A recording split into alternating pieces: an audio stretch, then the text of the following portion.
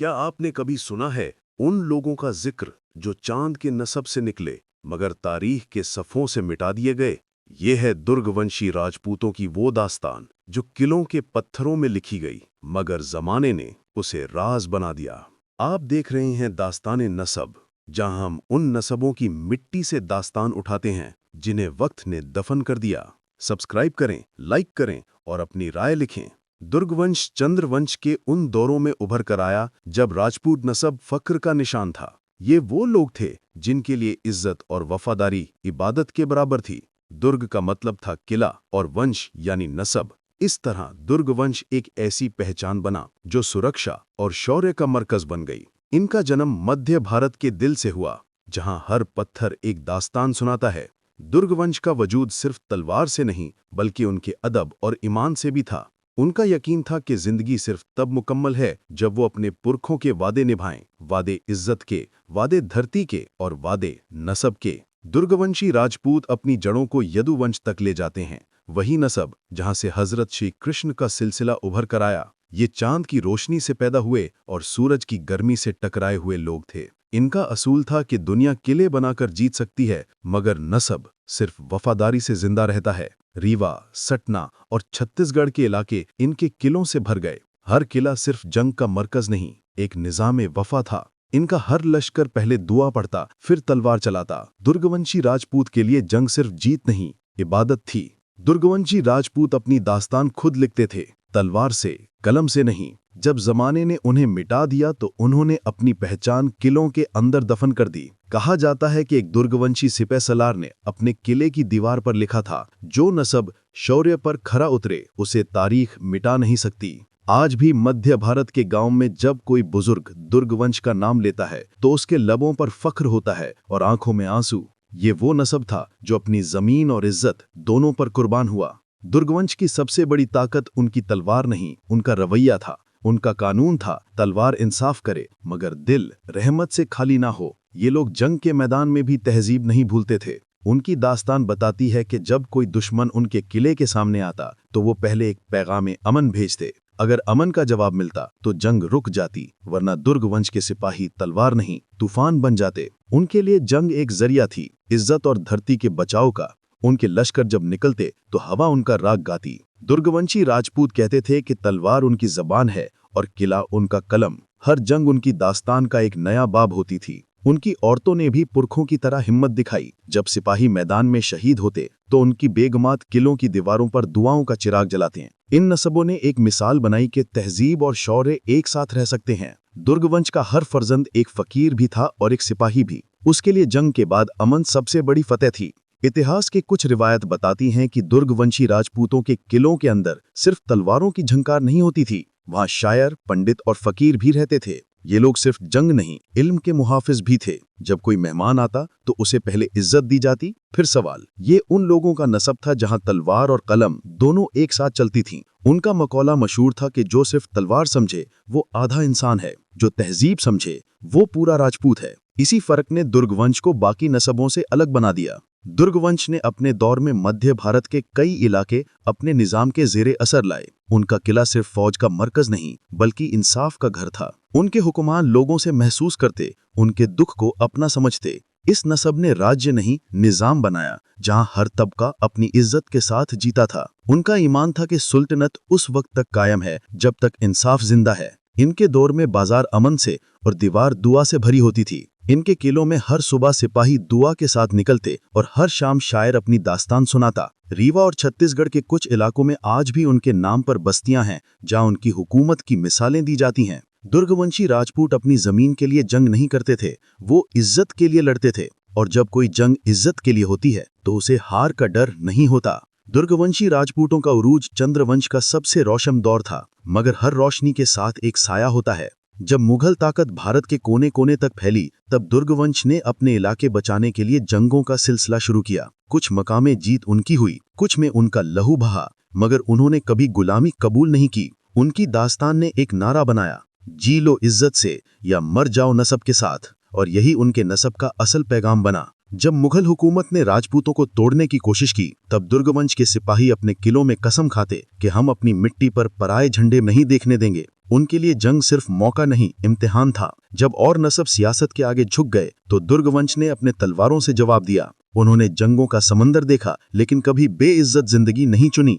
उनका हर कदम एक कसीदा था शोहरे का। उनका सबसे बड़ा संघर्ष था जमीन नहीं, याद। दुर्गवंशी राजपूत चाहते थे कि उनका नसब इतिहास में जिंदा रहे, मगर वक्त ने उनकी दास्तान छुपा दी। कई मकामात पर इनके किलों को गिरा दिया गया, उनके नाम मिटा दिए गए, लेकिन उनका जज्बा मिट्टी में समाया हुआ रह गया। आज भी रेवा के इलाकों की हवा चलती है तो लोग कहते हैं कि ये दुर्गवंश की सांस है। हर दुर्गवंशी लाश किले की मिट्टी में दफनाई जाती थी ताकि नसब की इज्जत जिंदा रहे। उनके मकबरों पर लिखा मिलता है कि जिंदगी से ज्यादा कीमत इज्जत की थी। उनका संघर्ष उन्हें गुमनाम बना गया, मगर दुर्गवंश का नाम मिट्टी के अंदर एक जिंदा रूह बन गया। वो लोग छुप गए, लेकिन उनकी दास्तान हवाओं में लिखी गई। उनकी तलवार छुप गई, मगर उनका असर अब भी जिंदा है। दुर्गवंशी राजपूतों की दास्तान का सबसे राज भरा दौर तब शुरू होता है जब उन्होंने अपनी पहचान को छुपा लिया। ये वो लोग थे जो सिर्फ तलवार और किलों से नहीं, बल्कि समाज और इल्म से भी अपने नसब को मजबूत करते थे। गुप्त दौर में जब और राजपूत नसब अपने शिखर पर थे, दुर्गवंश चुपकर अपने इलाकों का निजाम चला रहे थे। उनके किलों के अंदर सिर्फ फौज नहीं, बल्कि पंडित, शायर और फकीर भी रहते थे। हर तलवार एक दास्तान के साथ चलती, हर दीवार एक पहचान के साथ खड़ी थी। उनके लिए गुप्त होना एक जरूरत थी, मगर इस गुप्त दौर ने उन्हें और भी ज्यादा शक्तिशाली बनाया। इस दौर का असल जादू उनके अंदर की डिसिप्लिन और ईमान था। दुर्गवंशी नसब का हर फर्द अपने फर्ज को समझता, चाहे वो सिपाही हो या हाकिम। किले सिर्फ जंग का मरकज नहीं, बल्कि इल्म का मरकज भी थे। गुप्त दौर ने उनको सिर्फ फौज में मजबूत नहीं बनाया, बल्कि उनके किलों के अंदर एक ऐसी तहजीब पैदा की जो दुश्मन के लिए समझना मुश्किल थी। उनके राज सिर्फ उनके किलों के अंदर नहीं, बल्कि उनके लफ्जों, उनकी दास्तानों और उनकी रिवायतों में छुपे हुए थे। ये दौर दुर्गवंश के असल पहलू को दुनिया के सामने लाया, उनका शौर्य और उनका अक्ल। कुछ रिवायत बताती हैं कि दुर्गवंशी राजपूतों ने अपने नसब की दास्तान इतनी गहराई से छुपाई कि वक्त भी इसे समझना मुश्किल था। हर किला एक किताब जैसा था, हर सिपाही एक कारी। जब तलवार उठती तो नफरत नहीं, इंसाफ की रोशनी चमकती, और जब दीवार पर दुआ जलती तो वो सिर्फ इलाही रोशनी नहीं, बल्कि नसब की हिफाजत भी होती। गुप्त दौर ने दुर्गवंश को सिर्फ एक नसब नहीं, बल्कि एक रूह बनाया जो वक्त के साये में भी चमकती रही।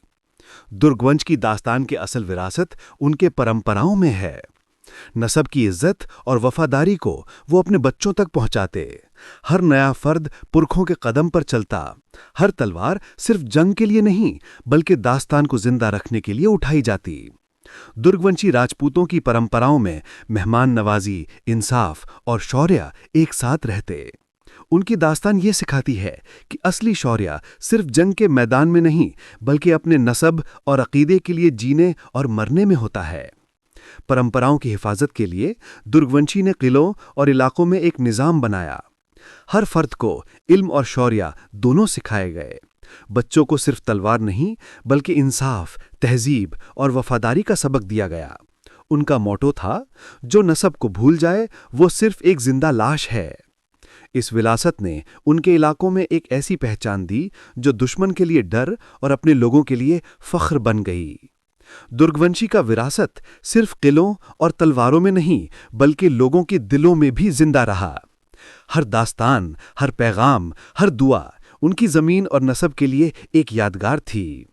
आज भी अगर कोई दुर्गवंशी के पूर्वजों की बात सुनता है तो उसकी आंखों में इज्जत और दिल में जज्बा जगता है। विरासत का असल मतलब यही है, वक्त गुजरता है मगर दास्तान जिंदा रहती है। दुर्गवंशी राजपूतों ने यही करके अपनी दास्तान को अमर बना दिया। आज भी दुर्गवंश का नसब जिंदा है, मगर पुराने किले और दीवार सिर्फ यादों में। नया युग उनके लिए एक मौका है कि अपने नसब को समझें और दुनिया के सामने लाएं। दुर्गवंशी के फर्द आज भी अपनी दास्तान को जिंदा रखते हैं, तलवार के बजाय इल्म और तहजीब के जरिए। उनके लिए हर नई जनरेशन एक नई दास्तान का आगाज है। नसब की रूह उनको हमेशा याद दिलाती है कि असली शौर्य अपने रूट्स और अकीदे को पहचानना है। नया युग में दुर्गवंशी अपनी पहचान और दास्तान को हर शक्ल में फैला रहे हैं। वो लोग सिर्फ अपनी इज्जत नहीं, बल्कि अपनी तहजीब और परंपराओं को भी जिंदा रखते हैं। हर फर्द अपने पुरखों के कदम पर चलता है और उनका नाम रोशन करता है।